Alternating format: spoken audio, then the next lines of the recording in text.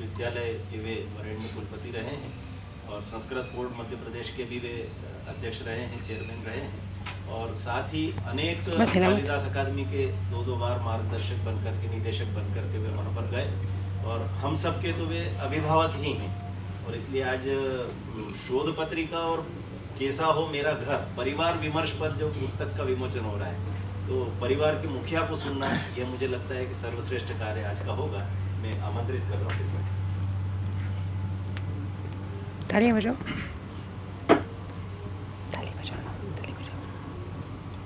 सबको नमस्कार। और समस्या ये है कि अपेक्षाएं बहुत ज़्यादा बढ़ जाती तो समय बहुत ज़्यादा लग जाता है।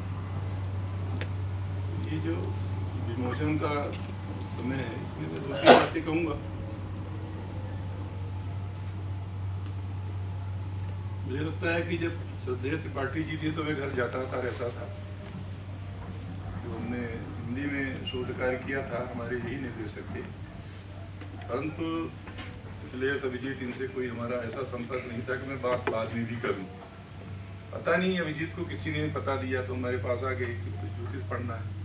हमने कहा लड़का बिगड़ेगा, ये ठीक नहीं। मैं कहा ठीक है, थोड़ा बहुत मैंने बताया तो देखेंगे क्या रुचि होती है। फिर इसने कहा हमको MA करना है। तो हमको बिल्कुल नहीं पढ़ा। किताब तुम ले आओ तो मैं पढ़ा दूंगा, ये कोर्स वाली चीज़ में नहीं पढ़ाऊंगा। तुम ले लो, वनडे मिलते हैं, मुझ 5 लोग।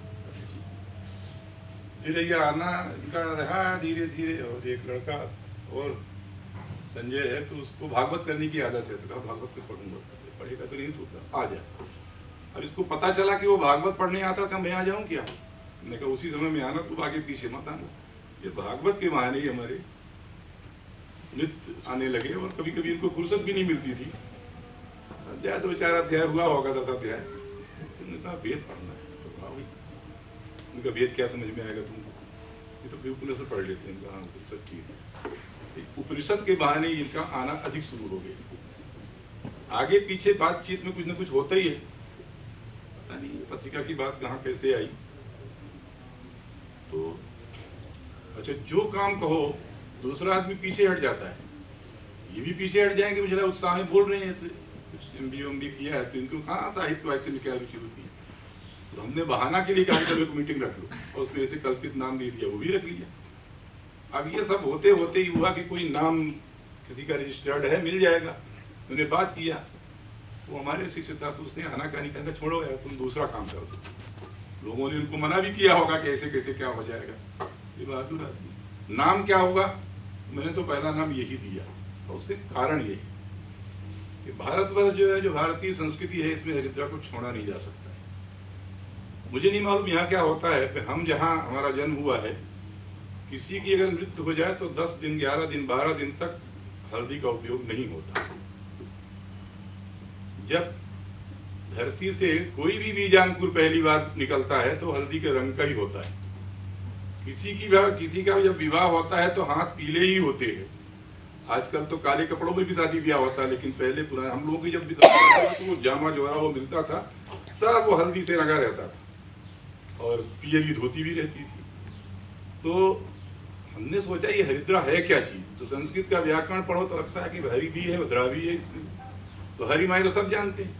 हरि कोई नाम थोड़ी है किसी एक भगवान का, सब भगवान का नाम हरि है। द्रा क्या होता है? द्रा का मतलब होता है जो द्रवित करती है। तो भगवान के सिर में ये चढ़ती है। तुलसी दल बाद में चढ़ता है, पहले हल्दी चढ़ती है। भारतवर्ष की ये वनस्पति भी है और धरती के नीचे भी रहती है, तो गंध भी है। अब आयुर्वेद के तो गुण बताएंगे सुमेन जी, तो बहुत टाइम लग जाएगा इसमें, हरिद्रा कितने गुण है और हम लोग इसको नहीं सोचते। चलिए, ये जो हरि है ये साहित्य का भी हरि होता है। साहित्यकार को सोने नहीं देता। जब तक वो अपनी बात न लिख दे, ये अंदर का हरि ऐसा परेशान होता है कि सरस्वती को मजबूर होना पड़ता है और कई बार रात की नींद तोड़ करके बैठता है और लिखने लगता है। जब तक लिखता नहीं तब तक शांति नहीं मिलती। साहित्यकार के मन में विचार आ न जाए तो वो सो नहीं सकता जब तक उसको लिखेगा नहीं। संशोधन बाद में करता रहता है। तो ये हरि ऐसा है कि ऐसे द्रवित करता है अंतस को कि सरस्वती परेशान होकर के चली आती है। तुलसीदास जी ने भी कहा है ना कि सुमिरत शारद आबद्धाई, जैसे ही स्मरण करो शारदा को भाग के आना पड़ता है। क्यों? हम क्या करते हैं कि उस हरि को छोड़ करके जो सबके अंतस में विद्यमान, अरे अंतस में विद्यमान तो एक ही शब्द है ब्रह्म, जो अंदर रहता है और इच्छा होती है तो प्रकट होता है। लेकिन उसको अपनाने के लिए, जैसे परिवार कहा, अरे भाई एक ही होता है ना, उसके अंदर का भी हरि होता है, एक दूसरा हरि मिलता है तो दो हो जाते हैं, और जहां दो हुए तीसरा हो नहीं। इसलिए हमारे यहाँ एक वचन के बाद द्विवचन भी होता है, फिर बहुवचन होता है, और कई कई भाषाओं में तो द्विवचन होते ही नहीं है। तो संस्कृत ये कहती है कि नहीं, एक के बाद जब दूसरा नहीं होगा तो तीसरा भी नहीं होगा, तीसरा हुआ कि परिवार शुरू हो गया। वेद मंत्रों में भी जो परिवार की कल्पना की गई है तो सबके नाम है। वो तो हमारे घर में काम करने वाला जो होता है वो भी हमारे परिवार का सदस्य है। हम लोग क्या है, केवल रक्त वंश को सोच रहे हैं। अरे हमारे सुख दुख में सब काम वो करता है, जो काम करता है सबसे पहले तो उसकी पूजा करनी चाहिए, यही परिवार का कार्य है। तो हम लोग सबसे बाद में उसको जूठन उठन दे देते हैं। कहने का अभिप्राय ये कि जो साहित्य का परिवार होता है ये सबको लेके होता है। मंजरी जी ने कई कहानियां लिखी होंगी, जो उसमें घर में काम करने वाली जरूर होगी, सेवा करने वाला कोई होगा, रास्ते में चलने वाला कोई ठेले वाला भी होगा। न जाने समाज के कौन कौन से लोग साहित्य के परिवार और अंग बन करके आते हैं और आपकी कथा में कहते हैं कि आपने लिखा है। अरे लिखवाया तो उन्होंने, जिनकी पीड़ा आपको बात मस्तक में क्या स्मृति सी छाई, दुर्दिन में आंसू बनकर वो आज बरसने आई। हमारे दुर्दिन माने वर्षा, जब खूब बादल होते हैं उसको दुर्दिन कहा जाता है। तो दुर्दिन का मतलब होता है जब आपके विचारों के इतने बादल हो जाएं कि आप बरसने के लिए मजबूर हो जाएं, तो जो घनीत भूत पीड़ा होती है वही प्रकट होती है और वो साहित्यकार हो जाता है, वो साहित्य बन जाता है। ये साहित्य तो सब लिखते हैं, तो क्या जो साहित्य लिखा जाता है उसके विषय में कोई सोचता है? हम लोगों ने संस्कृत में पढ़ा है कि जो कविता लिखी जाती थी उसकी परीक्षा उज्जैन में होती थी, मालवा में होती थी, और जो शास्त्र लिखे जाते थे पाटलिपुत्र में उसकी परीक्षा होती थी। अब किसी की परीक्षा होती है, जो चाहो सो लिख दो। हमारे यहाँ समाज में ऐसा कोई मंडल नहीं है कि एक साहित्यकार को खड़ा कर दे कि तू अपना साहित्य सुना, और बीच में समीक्षा करने वाले लोग बैठे हों, ये तुमने सही नहीं लिखा है, तुमने गलत लिखा, इत्यादि इत्यादि, झगड़ा हो जाएगा। जब इस प्रकार मच करके वो साहित्य आएगा, ये कौन काम कर रहा है? ये कोई नहीं कर रहा है।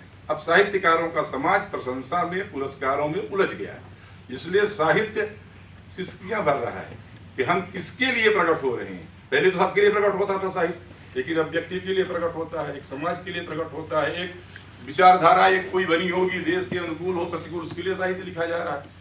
ये साहित्य का अपमान। तो ये जो शोध कार्य होते हैं, जो शोध पत्रिकाएं होती हैं, इनको सजग करती हैं, उमेटती हैं, कान पकड़ती हैं, नहीं तुम इधर से उधर नहीं जा सकते हो। अब उसमें भी कई बातें हैं, लोग कहते हैं उनकी ये दृष्टि है, ये दृष्टि है। हम कहते हैं साहित्य की दृष्टि से जो शोध होगा वही ना साहित्य शोध होगा। तो अब साहित्य होता किसके लिए भाई? तो कहा संस्कार के लिए होता है। जो साहित्य संस्कार नहीं दे सकता वो कभी अमर नहीं होता, वो कभी स्थायी भी नहीं होता। ऐसे साहित्य को जो संस्कार से जुड़ा हुआ हो वही साहित्य है। तुलसीदास ने कहा कि हम क्यों लिखते इतने रामायण हो गई, तो कहा कि यार मैं तो इसलिए लिखता हूँ, कोई कारण नहीं है हमारे पास। कहता है मैं अपने अंदर के सुख के लिए लिख रहा हूँ। अंदर कौन है भाई? वही है। युद्रा कौन? वही है रुद्रा, उसी ने द्रवित किया तो लिख रहा है। मगर अंत में लिखते लिखते उसको लिखना पड़ा कि स्वांतस तमः शांत है। मैंने ये तो लिख दिया पे अंदर का पाप मिट गया, अंदर का अंधकार धुल गया। तो साहित्य जब लिखा जाता है तब वो जो शब्द ब्रह्म है इतनी पवित्रता से प्रकट होता है कि वो जब जुड़ता है अपने प्रकट करने के लिए, तो जो वस्तुता है, जो संस्कार को देता है, जो व्यक्ति निर्माण करता है, जो बताता है कि व्यक्ति अगर अच्छे होंगे तो परिवार अच्छा होगा, नहीं तो नहीं होगा, ये कौन बताता है? साहित्य बनाता है, बताता है। तो कैसे साहित्य बताता है भाई? अरे कभी ये उपदेश के रूप में आता है, कभी सूक्तियों के रूप में आता है, कभी उदाहरण के रूप में आता है, कभी कहानी के रूप में आता है, मगर ये सब साहित्य है। इस व्यापक साहित्य को और साहित्यकार को कान पकड़ करके खींचने वाला तुम्हारे रास्ते से चलो, ये कौन काम करता है? ये शोध करता है। ये शोध जो होता है ये हरिद्रा में आएगा। क्यों? हरिद्रा इस देश का चंदन है, इस देश की वनस्पति और इस देश की मिट्टी ही चंदन है, और कोई चंदन नहीं है। चंदन कोई वो हमारे उसकी पहचान है ऐसा कहते हैं लोग, ये तो नहीं है। तो ये संस्कार है हमारा कि जिस मिट्टी में हम पैदा हुए उसको हम सिर से लगाते हैं। जिन वनस्पतियों के ऑक्सीजन से हम लोग जीवित रहते हैं उनको भी हम सिर में घिस के लगाते हैं। हल्दी भी उनमें ही है। अच्छा, हल्दी को हाथ में लगा लीजिए, फिर धोइए, साबुन से धुलता है क्या? ये हल्दी साहित्यकारों के अंतस में इस प्रकार से बस जाए कि हल्दी अपनी जर्दी को न त्याजिए। प्रेमदास ने कहा जो हल्दी जर्दी कैसे तेजेगी, ये एक बार में नहीं धुलेगी। मुझे ऐसा लगता है कि ये जो समर्पित होगी, अब मैं अभिजीत के लिए ज्यादा कहूँ ठीक लगता नहीं है, क्योंकि रामायण में राम जी प्रशंसा कर रहे थे भरत जी की, भरद्वाज जी से, और भरत आ गए। असका ही राम रहे अरगाई। राम जी ने भरत की प्रशंसा करना बंद कर दिया। करत बदन पर भरत बड़ाई, मुंह पर भरत की बड़ाई करना अच्छा नहीं है, बिगड़ न जाए लड़का के मुंह। तो दो चार बातें मैं कही देता हूँ। जोगिंद्र जी बड़ी अच्छी बात कही कि वही ऋण होता है। ये हमने तो देखा नहीं था, अभी हमको अभिजीत ने दिखाया कि शब्द ब्रह्म के साधक थे। तो ये क्या होगा साहित्य, ये हरिद्रा में क्या लिखा जाएगा? ये शब्द ब्रह्म आएगा कि नहीं आएगा? अरे शब्द ब्रह्म का कोई आकार नहीं होता, अमूर्त होता है। तो आज त्रिपाठी जी मूर्त हैं कि अमूर्त हैं? अरे ये भी अमूर्त हैं, लेकिन इनको मूर्त कैसे बनाया जाएगा? तो आड़ मान तो चला गया। और मूर्त बनने के लिए ये हरिद्रा में जो आपके शब्द ब्रह्म आएंगे, इनको भी सावधान रहना पड़ेगा। इनका नाम जुड़ा हुआ है, और इनके नाम जुड़े होने के कारण इनको ये ध्यान रखना पड़ेगा कि शब्द ब्रह्म का अपमान करने वाले ऐसे लोग जो लिखते हैं, बहुत लोग आएंगे, बहुत निबंध आएंगे जो 2-4 अंक निकालने दो। बहुत ऐसे लोग हैं जो पैसे ले लेके छापते हैं, वो लड़के जिनको कुछ होता है वो कुछ मिलते हैं, अंक मिलने लगे हैं प्रमोशन के लिए। हाँ, एपीआई, उस एपी के लिए मरे जाते हैं। तो कोई अर्जी फर्जी पत्रिकाएं भी निकाल रहे हैं लोग, कभी निकाला कभी न निकाला, कहा अनियत कालिक है। तो ये हरिद्रा अनियत कालिक नहीं रहे। पहला अंक विमोचन होने के बाद अभिजीत को अगले अंक की तैयारी करनी है। और इनके इस मंडल में ऐसे लोग हैं, जो लोग ऐसे हैं कि वो सब समर्थ हैं एक एक निबंध लिखने के लिए। 3 महीने बहुत होता है, और चुन चुन के लोगों का नाम लिखा है। हेमंत ने योग पर कोई निबंध लिखा नहीं होगा अभी, योग पर इसकी पीएचडी है। अरे निबंध बना करके तुमको 3 महीने में एक निबंध देना है। ये सोमेंद्र जी क्या है, रात दिन रिसर्च करते रहते हैं, ये आयुर्वेद के रिसर्च करते हैं। जीवन के लिए आवास देखो ये लोकेश जी आगे, सारे मध्य प्रदेश के आयुर्वेद के लोगों को जो जीवन को जोड़ते रहते हैं। इन लोग ये चिंतन करेंगे कि लोक हित में, अरे हरिद्रा पर ही एक निबंध लिखता है, तमाम निघंटुओं में भरा पड़ा हुआ है, व्यावहारिकता में उसकी क्या उपयोगिता है। ये हरिद्रा जो हमारे शब्दों की हरिद्रा है, जो श्रद्धेय त्रिपाठी जी का जो अमूर्त स्वरूप है, उसको शब्दों के रूप में मूर्त कर रही है। उन मर्यादाओं को रखते हुए, जैसा कि अभी राजेश ने बताया कि वो कहा कि सबसे अच्छी उनकी पुस्तक है कि हरिद्रा सबसे अच्छी रहे। ध्यान रखना, कभी विचलित मत होना। लोग बहुत आएंगे, तरह तरह के निबंध देंगे, लेकिन उनसे सावधान रहना है। तटस्थ होकर के इसमें लगोगे, तुमको कोई लेना देना भी नहीं है, कोई यश की जरूरत नहीं है, इनको कोई धन की जरूरत नहीं है। लोग तो किसी न किसी काम किसी न किसी करते रहते हैं। अपने लक्ष्य के प्रति अगर समर्पित भाव से कोई काम करता है तो ये सब चीज धर्मशील पह जाए सुभाए, जिन सुख संपत्ति विनय, जिन सरिता सागर पह जाही, यद्यपि ताहि कामना नाही, तिन सुख संपत्ति विनय बुलाए, धर्मशील पह जाए सुभाए। सारी जिंदगी श्रद्धेय त्रिपाठी जी द्विज संस्कृति की लड़ते रहते थे। ये क्या है द्विज संस्कृति? ये द्विज संस्कृति ये है कि मनुष्य एक बार जो पैदा होता है तो कोई संस्कार उसका नहीं होता।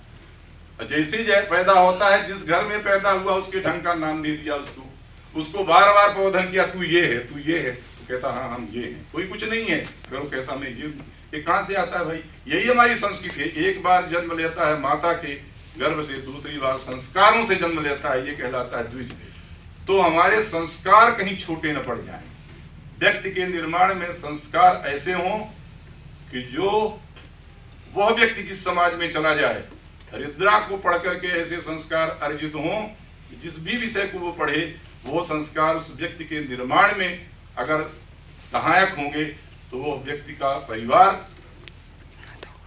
2 प्रकार के परिवार होते हैं, वंश होता है, एक विद्या वंश और एक रक्त वंश। रक्त वंश को बदला नहीं जा सकता है, रक्त वंश तो एक ही होता है। गोत्र वंश, रक्त वंश, विद्या वंश तो अनगिनत है। और ये परंपरा हमारे अभिमान की नहीं है। जो कुछ हम जानते हैं हमारा कुछ भी नहीं है, ये भ्रम है कि हम जानते हैं, ये हमको परंपरा से मिला है। जैसे वाणी के हम कर्जदार हैं, माँ ने सबसे पहले शब्द दिया, ये वाणी उन्हीं शब्दों से फलित हुई। तो जिंदगी न मातु पर देवतम कहते हैं, उसके समान कोई देवता नहीं है। उसी प्रकार ये जो कुछ भी हमको ज्ञान है ये किसी दूसरे का है, किसी के माध्यम से ये प्रकट होता है। ज्ञान तो सब में रहता है, तो किसी के माध्यम से चूंकि प्रकट होता है, इसलिए हम कहते हैं। अब उनके पास तो कुछ था ही नहीं, जो कुछ उन्होंने सीखा दूसरों से सीखा है। आजकल साक्षात गुरु से नहीं सीखते, किताबों में जिस किसी ने लिख दिया उसको ही पढ़ के सीखते हैं, वो भी अपना गुरु हुआ। ग्रंथ गुरु नहीं है। ग्रंथ में जो अमूर्त चैतन्य विद्यमान है, जिसका आपके इंद्रियार्थ सन्निकर्ष जब होता है, साक्षात्कार तो समझ में आता है। ये हरिद्रा भी आज के दिन से जल्दीबाजी किया, थोड़ा और अच्छा कर सकते थे, लेकिन व्यक्ति का मोह आदमी को होता है समाज में, इनको भी हो गया। वो हमने मना किया कि माने नहीं है। फिर भी मुझे विश्वास है कि पत्रिका आज के बाद अभिजीत की नहीं है, कि आज के बाद ये पत्रिका सबकी है, सारे साहित्यकारों की है, सबका उसको समान अधिकार है। लेकिन जो 12-15 लोगों को नाम लिया है वो कहेंगे कि अनुकूल या प्रतिकूल, अनुकूल या एक एक विषय के 2-2, 3-3 नाम हमने देखे उसमें। तो मुझे लगा कि ठीक है, एक आदमी पक्षपात से कुछ कहेगा, दूसरा उसको ठीक कर देगा, ये भी ठीक बात है। तो एक एक को नाम रख लेते हैं, हमारे घर की है मुर्गी, हम जो जैसा करेंगे ऐसा नहीं है। इसलिए इस हरिद्रा का कोई जाति नहीं है, इसका कोई गोत्र नहीं है, इसका कोई वर्ण नहीं है। इसलिए हरिद्रा सबके मस्तक पर लगे। मस्तक मानी यही बुद्धि होती है, और वो बुद्धि का जो नेत्र जब खुलता है, ज्ञानम तृतीयम नेत्रम उपनिषद कहता है। भगवान शंकर जी भर के तीसरा नेत्र नहीं था, सबके तीसरा नेत्र होता है। भला खुल जाए, अबे काम खड़ा रहे, क्रोध खड़ा रहे, वो बंद होता है तब ये सब आते हैं। तो हरिद्रा वहां पहुंच करके सबके उस तृतीय नेत्र को जागृत करेगी, ऐसा हमें विश्वास है। मैं बधाई देता हूँ, शुभकामना देता हूँ कि अभिजीत ने वो काम किया है जो प्राय अपने पूर्वजों के लिए नहीं कहते हैं। पंडित गणेश दत्त त्रिपाठी की तो बात छोड़िए। मुझे लगता है मैं 80 में आया था, तो कोई कैनरा बैंक में एक सेमिनार था, नहीं परिसंवाद था, जिसमें विभिन्न भूमिकाओं में भाषण देंगे थे। पहली बार श्री कृष्ण की भूमिका से ये थे और अर्जुन की भूमिका से वह था। नया था, वही हमारा परिचय हुआ। इसके बाद वो हमारे सारथी ही रहे आए। जब कभी कोई कार्यक्रम होता था, नहीं मिलते तो हमारे पास 2-3 नाम होते थे। सेमिनार जब होता था रिफ्रेशर कोर्स, तो ये गणेश दत्त त्रिपाठी को बोला हो तो 6 लेक्चर देना है, तो 6 के लिए निश्चिंत हो जाओ, 6 देंगे वो। श्याम सुंदर व्यास जी भी ऐसे थे, उनको बता दो इस विषय में बोलना, तो उतना उनका तैयार रहता था 45-50 मिनट का। राजेंद्र मिश्र, ये 3 लोगों ने सारे सेमिनार हमारे करवा दिए जब होते थे ये, कोई विषय हो। इनकी स्थिति ये थी कि कहते थे मैं पिताजी का सबसे मूर्ख पुत्र हूँ। हमने कहा विद्वान होते तो कब क्या दशा हुई। कोई भी विषय हो जाए, जितना समय दो उतने से अधिक भी बोलते थे। आयुर्वेद कॉलेज में मैं नौकरी करता था, तो लाइब्रेरी के बगल में मेरी अलमारी रखी रहती थी, इसलिए कि बगल में जाकर किताब पढ़ लेता था। वहाँ एक आयुर्वेद दर्शनम नाम की पुस्तक मिली, उसमें लिखा था वो कौन तीर्थ और पंडित नारायण दत्त त्रिपाठी। तो हमने उस किताब को देखा, पता चला कि वो इनके पिताजी ही थे। वो ग्रंथ अभी भी देखे हैं कोई आयुर्वेद के लोग, तो शायद उसका तत्काल अर्थ लगा नहीं पाएंगे। तो सूत्र शैली में लिखा हुआ है और उसकी व्याख्या भी उन्होंने की है। और किताब लिखी थी सत्येश गीतम, मगर वो देखने को नहीं मिली। भगवान जाने थी इनके पास, अभी इनको ही नहीं मिल रही। तीनों घर में ढूंढे, शायद मिल जाए कभी। परंतु उस पर मैंने एक डिजर्टेशन कराया था कि मधुसूदन लखनलाल पाटीदार का नाम का था, उसको हमने कहा उसमें डिजर्टेशन लिखो, तो उसने उसमें लिखा। बहुत चीजें इनको मिल भी गई है, कल वो पुस्तक बता रही थी। मतलब ये कि सारस्वत परंपरा का ये परिवार है, और नहीं पढ़ा हिंदी तो नहीं पढ़ा, नहीं पढ़ा संस्कृत तो नहीं पढ़ा, परंतु कम से कम ये अब सब पढ़ेंगे। निबंध आएंगे तो इनकी मजबूरी है कि बाँचेंगे उनको, क्योंकि उसके संपादक क्यों, उसकी त्रुटियां जो होंगी तो संपादक को गाली मिलेगी और किसी को नहीं मिलने वाली। इसलिए ये इनका दायित्व है कि जो निबंध है उनको पढ़ें और उस परंपरा का इस माध्यम से पालन कर रहे हैं, और अपने पूर्वजों के विद्वत्ता की परंपरा में ये शोध प्रकल्प उनको ही समर्पित किया इन्होंने, ये और अच्छी बात है। और विद्या कामस्तु विषम पर संतानार्थम तो पितरम लिखा है भागवत काल में। पितरों की प्रसन्नता हो तो संतान की वृद्धि होती है, संतान प्रसन्न होते हैं। और तर्पण का जल कोई दे या न दे, विद्यावंश, ये तो विद्यावंश भी इनका है और रक्तवंश भी है, तो इसका किया हुआ तर्पण कभी नहीं भूल सकते हैं। क्यों? इसलिए कि तर्पण ही मिलता है पितरों को और कुछ नहीं मिलता है, उनके लिए कुछ नहीं है। तो वो तर्पण की परंपरा में ये अपने जीवन का मार्जन करते रहें। इन्हीं शुभकामनाओं के साथ लंबा नहीं कहना चाहता हूँ। सबको नमस्कार, धन्यवाद, फिर से बधाई, शुभकामनाएं।